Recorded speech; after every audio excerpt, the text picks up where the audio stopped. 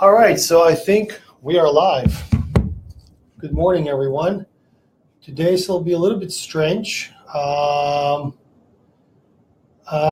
am right here and by myself today. Dominic couldn't be here today, so I'm just doing this on my own. So good morning, everyone. I think everything's up and running. I think I see this image here on a computer, so I think we're good to go. So our interviews are getting ramped up. We're getting more and more people involved. We really are enjoying some of the audience and some of the feedback we're getting. We are really excited about the upcoming lineup of people we're going to interview, but I'm not sure if I can top today's person who's going to talk to us about recruiting. So the bloodline of any real estate brokerage is agent recruiting and retention. So the two most important things you could do is bring agents in and retain them. I don't think I have met anybody more enthusiastic, more knowledgeable, and more involved in that field of business than Kathy. We've met years ago. I don't know exactly how many years, and her approach to business has been amazing. She's accomplished some really huge things and has done a lot of important things in her organization. I think from standpoint of persistency and hard work and knowing exactly what she's after, she's probably number one in my book by watching her perform. So without further ado, with me talking for 3 hours, I am going to simply get this up and running, and I think I'm going to dial her in, and we're going to dive right in with her. So let's see. Every time I do this, I get nervous. I tell everybody that. So let's make sure we're there.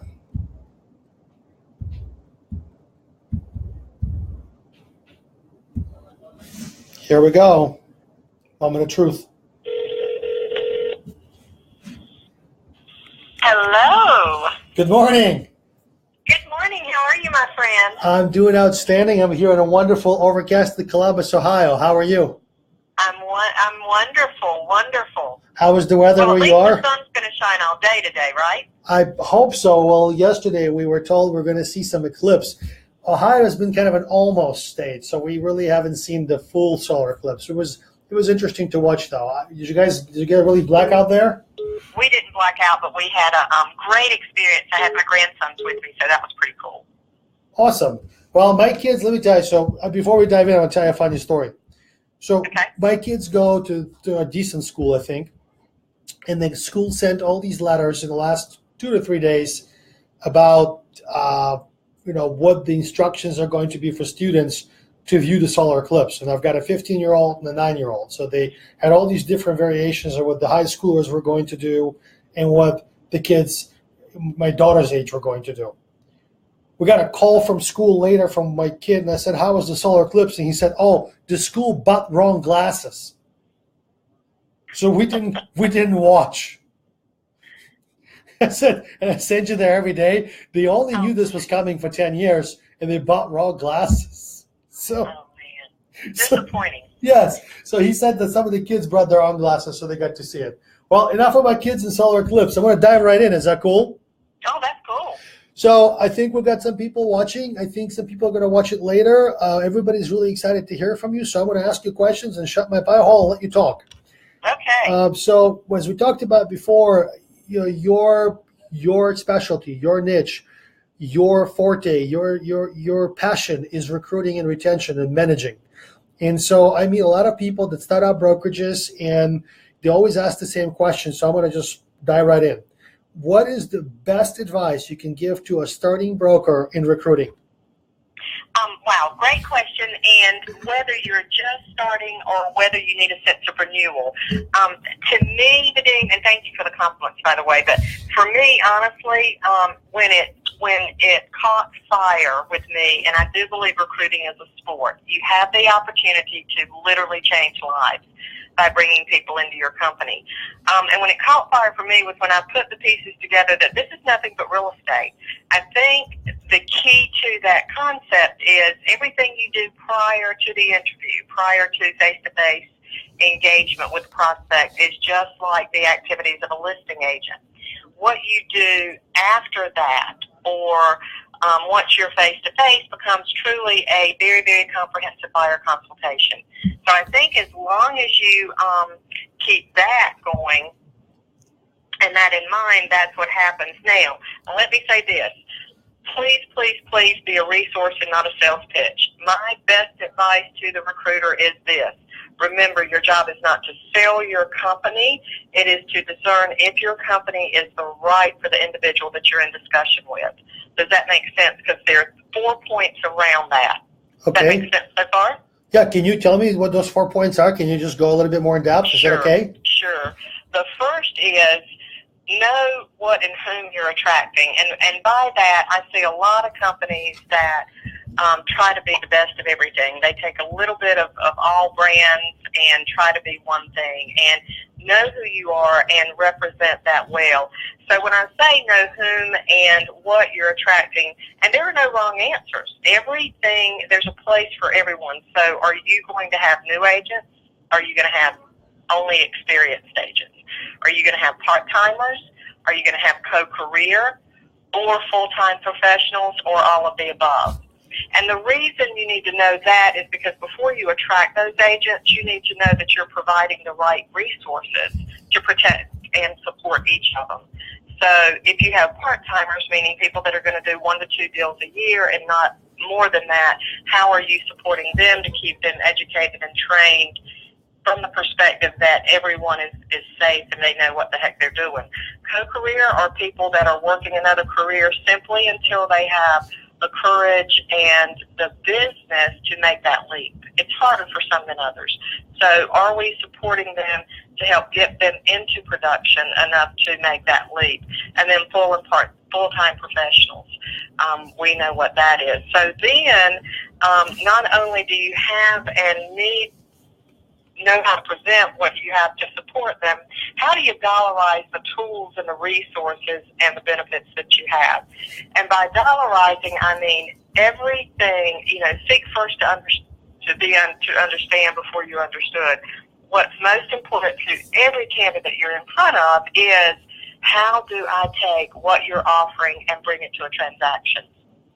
So just, keep filtering down and trickling down until you can ask the questions to know, and are the tools and resources and support that I'm providing giving this candidate the opportunity to turn that into a transaction. Once you do that, then you're there. How is it going to impact their bottom line? Third thing, and this is everyone on the call, Vadim, you cannot lose what you don't have. Pick up the phone and make a call. Here's what happens time after time after time. We're worried about what we're going to say, right? Yep. We're worried, oh my gosh, am I looking crazy? Is this person even interested? We're worried about what to say. They're worried we're not going to call. And when I've heard you say that before, and I'm so surprised that I forgot that. This is awesome you just said that. Yeah, everyone is sitting there going, oh my gosh, he's running a phenomenal company. They're doing great things, especially with social media. They're seeing growth, they're seeing activity, they're seeing, nerds in glasses looking at the eclipse, and they're thinking, why haven't I been invited to the party? And again, social media has magnified that. The worst thing that can happen is they say no. They're not saying, heck no, I'm never going to join you. They're saying, yeah, not right now, not yet. I'm not in enough pain where I am. And listen to this is important. When they say no, they're saying not yet, because I'm not in enough pain where I am to overcome the fear of change. Until the pain is greater than the fear of change, they will remain the same. So you got to ask them, you got to plant that seed, just get through that first no and come to the next. And the fourth thing is be so darn good at knowing your value and knowing how to present your value that you're unstoppable. And you're going to start to attract more and more and more people. I'm sitting here writing, so keep talking. Well, you have to understand. So, think about this in terms of recruiting, right? And think about this in terms of coaching, and think about in terms of what brokers need and don't need. There are a lot of people that I come across and have come across before that talk about coaching, and they talk about helping brokers grow, and they talk about brokerage business, right? Mm-hmm. very few that I've met in my life, and maybe I'm just not getting out enough, maybe I should get out more often, that actually have done it, that have actually built a real estate company on their own and didn't just read a book somewhere, or didn't go to college somewhere, or didn't sit through some classes and said, man, I think I can speak better. So when I have somebody on the other line like you who has done it, I just want to stand here and make notes. You know what I mean? Yeah. And it is, it's a matter of practice. I hear people a lot of times saying, oh my gosh, if I could think that fast on my feet, or if I could spew out what you just said. And I'm like, dude, this comes from years and years and years of being told no. This comes from people saying not yet. And just having to sit there and really think about, what am I hearing? What is the real objection? What am I not giving them time to tell me? And that's key. What am I not hearing that they're saying that's going to flip this around? Well, let me dive into the second question because it ties in together. So knowing all these things and just the bits and pieces you're giving us, those 4 really crucial pieces that I don't think anybody would hear anywhere else until they get on this call, really. What is the best habit a person can build as a recruiter? Oh, man.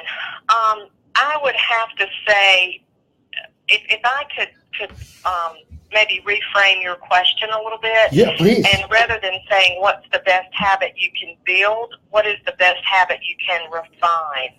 Oh, okay. I like that better. Go ahead.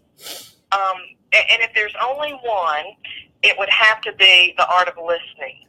And I've said, and you've heard me say this before because I'm not too creative, but hearing is one of the 5 senses. Listening is an art. And to master the art of recruiting, you have to become masterful at listening. See, here's what people don't understand. In real estate, recruiting is weaving this amazing tapestry called your story. And each thread in this tapestry is your value proposition and your culture and the benefits and tools and resources and your brand and your market share and all those critical elements that equal transactions for your prospect. And as you're weaving this thread, each thread is important, but what holds it all together and completes the tapestry and just really wraps around your prospect is your ability to listen and know how to use what you've got. And, when we talk about listening, I'm going to back into this a little bit if I can. You need to know your scripts and work with me here and stay with me for just a moment. And I don't mean just your scripts for telephone calls, but for text and social media, and most significantly, those face-to-face opportunities that you have. And remember, anytime we talk about scripts, there are 3 phases of scripts. First, you memorize, then you internalize, and then you customize. And Vadim, a script is not, people hear scripts and go, oh, I'm not going to do a script. Please work with me on this, because a script is simply your presentation. And those of us in sales know that we have those lines that we use over and over and over because they work. And that's the part of the customization. You memorize it, you take scripts, whoever, wrote them, but you memorize it, and then you internalize it and say, okay, now I'm making it mine. Now I'm making this about my company and our culture and what we represent. And then you customize it, and that's the polish on it. And now once you're confident you've got all that and what you're going to say, you strengthen your position so much that you're not worried about what's coming out of your mouth. It's going to flow. And once that's flowing, your attention can go to listening. So master your scripts first, and that does nothing but magnify your ability to listen aggressively. And let's give some examples about that. In phone interviews, once you've mastered your script and you're not worried about what's coming out of your mouth, you're listening for tonality. What is the tone of their voice? What is the speed at which they speak? I'm listening to identify behavior styles. I'm listening to identify how comfortable are they with me. I'm listening to say, oh, there's some pain here. Or they want to get me off the phone, so I'm going to listen well enough to say, wow, sounds like you're really busy. Let me ask you this. Is there anybody else in your office I should be talking with? So That's what listening is going to give you the ability to do. Remember, this is why it's important. 70% of the people you're recruiting are emotional decision makers. So they're going to make their decision based on how they feel. So it's really important that you're engaging in a listening activity so that you can make them feel really good and like you're tuned into them. Now, once we're face-to-face, then, Vinny Tracy, the brilliant, my hero, Vinny Tracy, who was on with me last week, made the comment that from his Harvard article that he had, that 38%, you have a 38% higher closing ratio when you're face-to-face. Well, let's talk about how to take that face-to-face and accelerate it from 38 to 48 to 58 to 68 to done, to they're dead, they're done, they're in your house, they're yours. And that's when you start face-to-face. You need to have your scripts down. You need to have your presentation down. You need to have your interview, your 8-step interview process nailed so securely that you're listening with much more than your ears. You're listening with your eyes. You're listening with your heart. I got to tell you this, and you know this, and you, I hope will agree with this. If a candidate comes in your office and sits in your office, parks at your building, and enters your office, they are hireable that day. Without a doubt. Without a doubt. So be quiet, ask questions, and close them. It's that simple. You listen aggressively. Identify where their pain is. Remember, until the pain is greater than the fear of change, they will remain the same. So you got to jack that fear up. You got to identify it. You got to have them talk about it. You got to bring it to the forefront. This is a huge, longer, bigger discussion that we could do a whole call on just identifying the pain. But now we're talking about unlocking. Now we're talking about moving to mastery as far as being a recruiter. But it all starts, it's all bundled in your ability to listen. Now, you have a lot of coaches that talk about asking questions and asking probing questions and being on top of that questioning. And that is those discerning questions pull back layers just like on an onion. But if you're not listening, you're not going to know what to ask. So the one habit to refine is just listen. Know your scripts. Don't worry about what you're going to say. Know what you're going to ask, and then sit back and listen and let it happen. It's interesting you did this, and I'll tell you why I think it's interesting. And I keep talking about my stories with kids, and it's been interesting 24 hours with kids.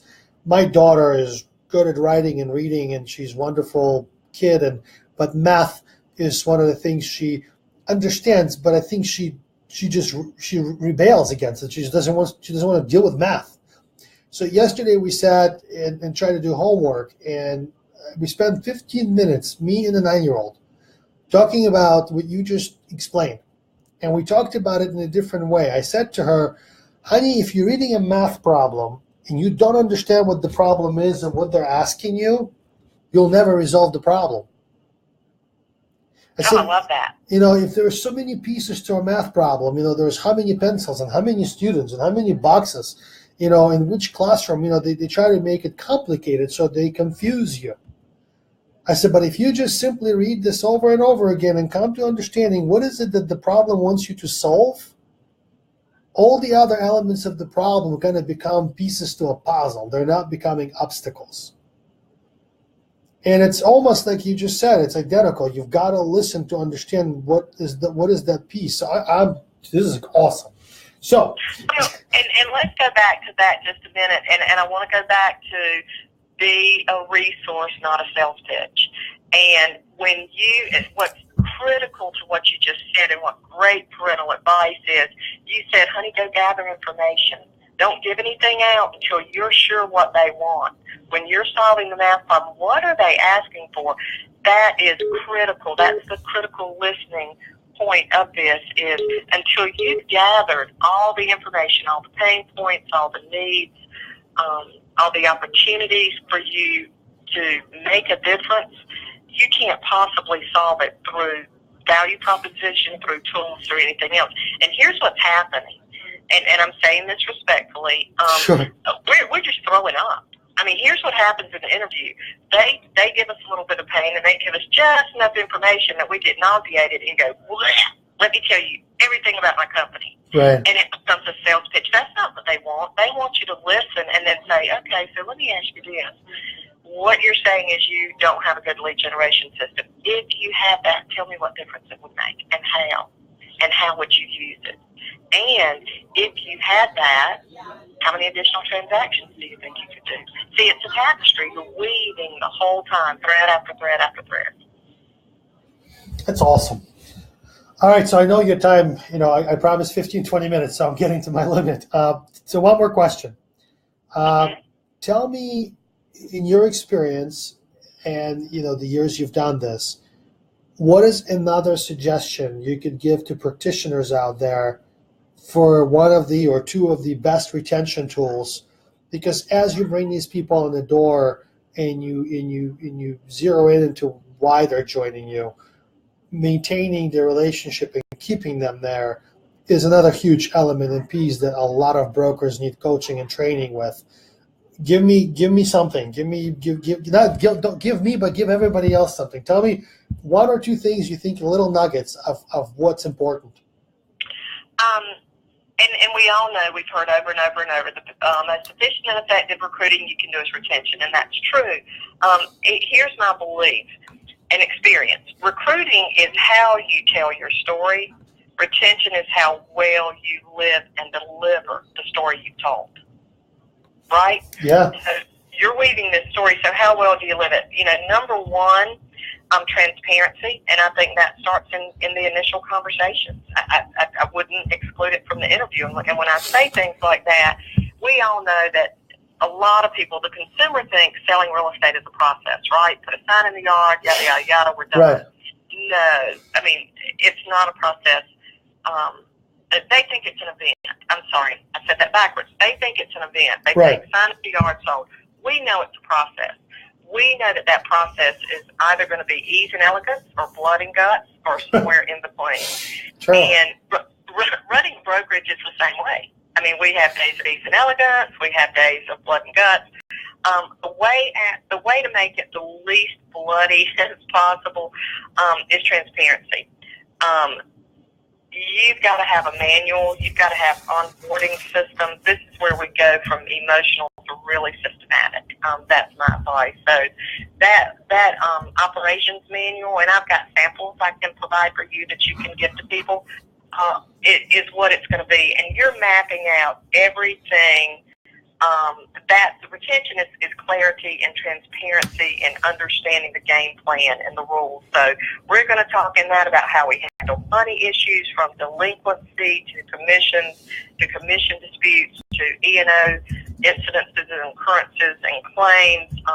We're going to talk about expectations and consequences. My practice was always 3 strikes, you're out. And I would say, okay, this is strike 2. Well, they knew when I walked in their office and they were, I was holding up 3 fingers. It was like, man, we got a problem that probably is not going to be resolved. And you have to be the parent. You have to be, as the operations manager, as the broker, as the owner, you have to be the leader. You have to be in charge. Everything needs to be in writing. That's when we get in trouble with retention. But you said, well, here's what we all signed. It has to be that. Second thing, praise publicly and coach privately.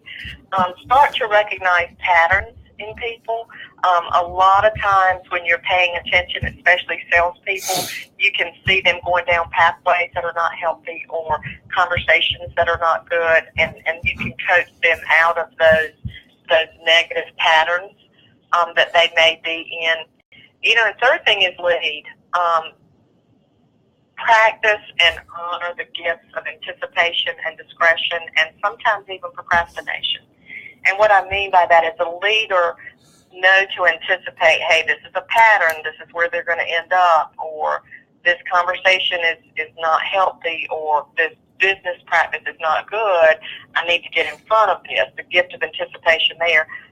The gift of being discerning of asking questions, even if they're on board, to help them with self-discovery. That's the key to retention. When you ignore them, and I tell people all the time, agents are just like puppies in a box. And if you put them on your front porch and you don't love them and feed them and take care of them and love them and educate them and train them and celebrate them and coach them and consult and play and do all those things, they will crawl out of your box and they will go to somebody else's. It's very true. It's very true. It is true. But it doesn't mean that you're not clear and transparent and leadership. I can say that I had agents that didn't like me, and they stayed with me forever. And it was okay that they didn't like me because their behavior style needed respect, not friendship. You got to be cool with that. Not everybody's going to be your friend as a leader. Friendship develops after respect is formed. Very seldom do you get respect as a result of friendship. So be the leader first. Transparency, clarity, have everything in writing, be above board, praise openly, frequently, celebrate. But man, when you got to coach them, close the door and say, "What the heck are you thinking?" And they will respect that. All right, so I want to put this out there because you mentioned some things on the call. You said you had some things you wanted to share with some folks. You could find Kathy at kbconsultingsolutions.net. I'm just going to put your website out there. Okay. kbconsultingsolutions.net. You could tag her. I'm going to tag her on Facebook. You can make friends with her on Facebook. Kathy is always available to help and coach, and she has a company she runs. I hope that this 25 minutes or 20 minutes of her time, I appreciate you giving us your time. I know you're busy, but I honestly think it's invaluable because, as I said earlier on a call, there are a lot of people that I've met over the years that tell you that they know their business. And as you start digging deeper, you realize that they really don't. And not because they're good people or bad people. It's not because they want to mislead you. It's just they think that they do, but they really don't.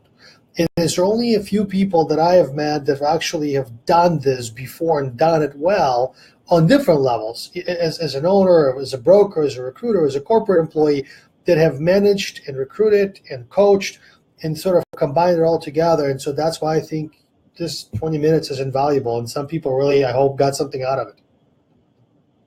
So I want to thank you. Thank you for the opportunity. No, thank you for your time. And I'm sure me and you will talk here in a very close future because I got some ideas for you and I. So okay, that sounds great. We will chat. But again, thank you so much, Kathy. I appreciate your time. I appreciate you. Thank you. Have a great day. You too. Bye-bye. Bye-bye. All right, so I have no idea how else to finish this by saying one thing. Go out and practice what Kathy said. I think those are some really golden nuggets. I think there's a lot of pieces that you could expand on. Just that 20 minutes of what she had suggested is absolutely amazing. On personal level, I got 2 shout-outs I want to give today. One of them is to my very first interview in this series. Was Nick Bailey. Nick took a leap of faith, and he interviewed with me as part of Zillow. He is now a CEO and I think president of Century 21. So congratulations to Nick. I think it's an awesome accomplishment. My second shout out is to our agents that I keep seeing walking in through that door. We have a continuing ed class that's about to start.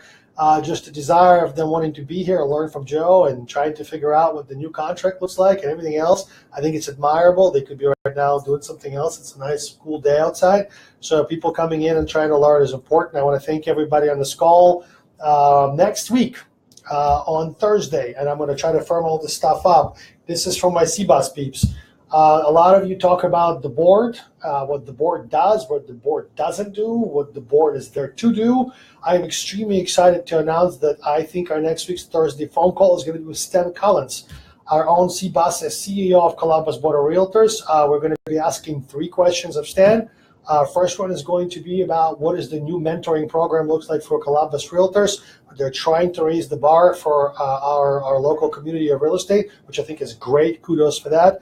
Number two question is going to be, what does the board do in the community? How do they get involved in the community? How do they promote the realtor name and make our image look better? And number three, we're going to briefly touch on some technology and some Zillow, why and why not feeding or not feeding the monster all the data. And I think Stan has a really great answer as to what the board's position is. So again, I want to thank everyone. Looking forward to our next week phone call. I'm going to walk around this computer and turn this thing off. You guys have a great day and productive week.